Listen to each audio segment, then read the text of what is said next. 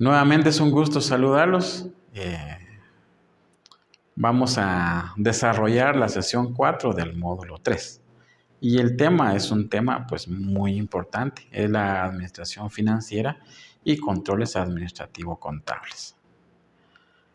Algo muy importante, y siempre todos los proyectos, cualquier empresa, cualquier emprendimiento, cuando inicia operaciones, necesita o debe conocer su inversión inicial. ¿Por qué razón? Porque es la que le va a permitir establecer si tiene el dinero para implementar su proyecto y si no lo tiene, pues si necesita financiamiento y cuánto.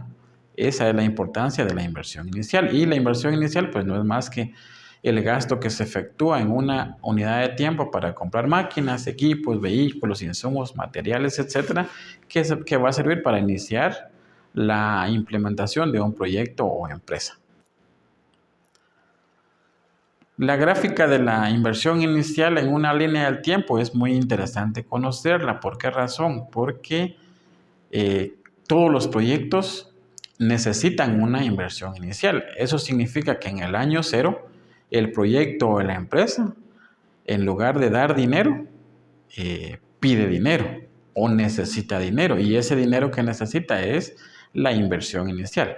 Ya cuando está funcionando, por supuesto que ya el proyecto ya da dinero y el dinero que da son las ventas. Entonces, por eso es de que ustedes ven ahí que en la línea del tiempo, en el año 0, que puede ser cualquier mes del año, pues la inversión inicial es un flujo negativo. ¿Por qué? Porque está con la flechita para abajo, porque en ese año no va a dar dinero, sino que el propietario es el que va a conseguir dinero para poder iniciar el proyecto. Ya cuando empieza a funcionar el proyecto, sí ya empieza a dar flujos positivos que se traducen en las ventas de los productos o servicios. Es importante conocer cómo está estructurada la inversión inicial.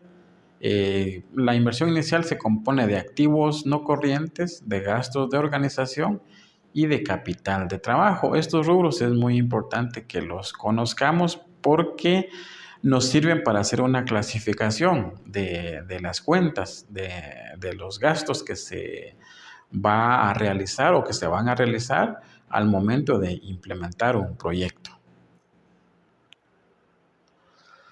La base de un estudio financiero. La idea acá es que nosotros conozcamos que antes de ver cuánto se va a invertir en invernaderos, cuánto vamos a gastar en herramientas para las flores, cuánto vamos a gastar en las galeras para los chompipollos o para las gallinas ponedoras, etcétera, debería hacerse antes estudios previos. Y uno de los estudios previos que son muy importantes hacer antes de iniciar un proyecto es el estudio de mercado. ¿Por qué razón? Porque tenemos que conocer, tenemos que saber si el producto o servicio que nosotros queremos implementar o que queremos producir, pues va a tener mercado, va a tener demanda. Si no, de lo contrario, pues no se hace la inversión. Entonces, esto lo creemos nosotros conveniente dejarlo acá porque para futuros proyectos, antes de poder gastar, antes de poder hacer la inversión inicial, tendríamos que hacer un pequeño sondeo de mercado para ver si pues nuestro producto va a ser aceptado.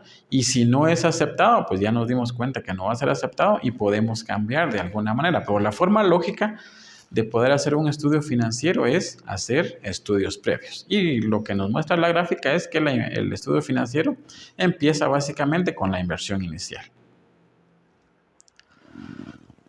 Todo proyecto de inversión tiene flujos positivos y tiene flujos negativos. Los flujos positivos pues son los ingresos que genera el proyecto y los flujos negativos pues son los gastos que el mismo proyecto genera. Por ejemplo, al inicio de cualquier proyecto la inversión inicial es un flujo negativo.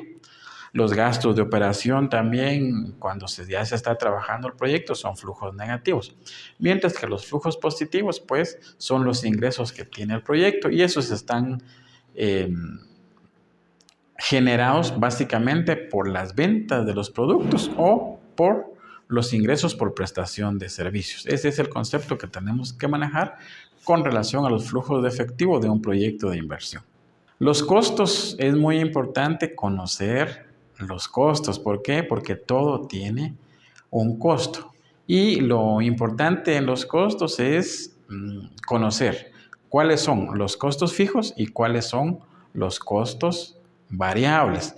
Recuerden que los costos fijos son aquellos que no cambian en función de lo que se produce o lo que se vende. Un costo fijo lo tengo que pagar aunque no venda nada. Y en cambio un costo variable, si se aumenta la venta o la producción, entonces aumenta el costo variable. Esto es muy importante porque para hacer análisis, por ejemplo, de punto de equilibrio, lo que necesitamos saber es cuál es el monto de los costos fijos y cuál es el monto de los costos variables. Los costos fijos normalmente se establecen por un mes de actividades. Normalmente es por un mes. En algunos casos se puede establecer por proyecto, pero normalmente es por un mes de actividades. En cambio, los costos variables sí se hacen por unidad de producto, es decir, cuánto me cuesta producir una libra de tomate, cuánto me cuesta producir una lechuga, o cuánto me cuesta producir un litro de miel o medio litro de miel. Esos son los costos variables. Es muy importante registrar los costos. ¿Por qué razón? Porque lo que no queda registrado se olvida. Entonces, para llevar un correcto control de los gastos es necesario que nosotros podamos atender las siguientes recomendaciones. ¿Y cuál es una de las recomendaciones por excelencia? Hay que pedir comprobante por todos los gastos que realices, aunque el gasto sea de mínimo valor. Es decir, si 5 quetzales gastamos en el emprendimiento, pues deberíamos de pedir el comprobante de esos 5 quetzales. ¿Por qué? Porque nos va a servir para registrar. Si no lo registramos, si no pedimos ese comprobante, no lo vamos a poder registrar. Y si no lo podemos registrar, se nos olvida y entonces las cuentas ya no son las cuentas reales o objetivas. Hay que ordenar por fecha todos los comprobantes de tus gastos. Hay que registrar de forma manual o electrónica todos los gastos. Recuerden que hay algunos formatos para ello. Y hay que hacer un análisis de los gastos para establecer el comportamiento de los mismos. Por ejemplo, si ustedes ven en un mes que están gastando mucho en insecticidas, pero hay mucho gasto en insecticida, habría que hacer un análisis de por qué se está gastando mucho dinero en insecticida. Y si es necesario, entonces cambiar el proceso de producción después en la producción siguiente, qué sé yo, pero lo importante es que esto tiene que servir para tomar decisiones. Entonces, para registrar costos, por favor, tienen que seguir estas recomendaciones. Para registrar los costos, pues es muy sencillo. Los costos los tenemos que clasificar. Ya hicimos algunas dinámicas para poder ver la situación de los costos. Entonces lo que tenemos que establecer es si el costo es fijo o el costo es variable. Y de esa manera pues vamos nosotros haciendo un registro de ese tipo de costos que lo que va a hacer es tener insumos para poder después pues calcular el punto de equilibrio, por ejemplo. ¿Qué es la ganancia? Pues la ganancia es lo que queda de las ventas después de que haya pagado todos mis costos y gastos. Y normalmente la ganancia se da por el precio de venta. Entonces la ganancia pues es la diferencia de las ventas que queda después de haber pagado o después de haber cubierto tanto los costos fijos como los costos variables. Aquí es muy importante una recomendación.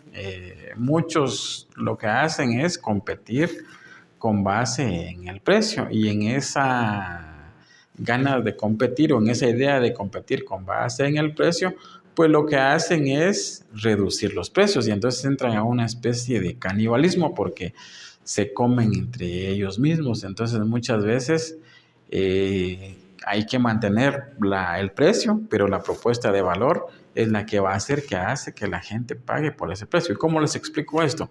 Si el tomate es orgánico, si todo su proceso ha sido cuidado de manera minuciosa, detalladamente, que no le han pegado plagas y como no le pegaron plagas, pues no hubo necesidad de fertilizarlo con químicos, entonces el tomate orgánico es la propuesta de valor y aunque el resto del tomate pudiera estar más barato, si los clientes aprecian un tomate orgánico van a pagar pues el precio que se les esté cobrando. Esa es una recomendación que nosotros podemos hacerles y que ustedes podrían analizar si la pudieran tomar en cuenta. Muchas gracias.